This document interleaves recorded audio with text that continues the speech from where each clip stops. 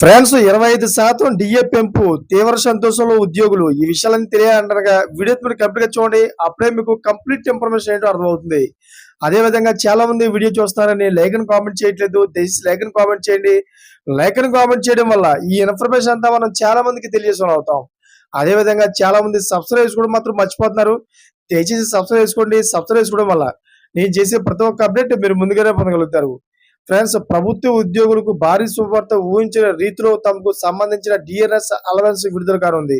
అయితే కొంతకాలంగా బకాయి పడిన కరువు భత్యం ఎట్టకేలకు రానుంది.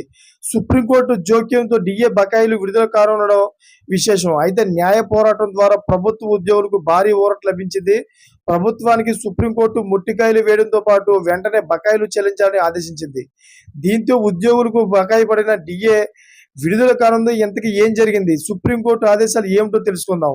పశ్చిమ బెంగాల్ ప్రభుత్వం ఉద్యోగులకు డిఏలు పెండింగ్ లో ఉన్నాయి. అయితే ఈ వ్యవహారంపై విచారణ చేపట్టిన సుప్రీంకోర్టు కీలక ఆదేశాలు జారీ చేసింది.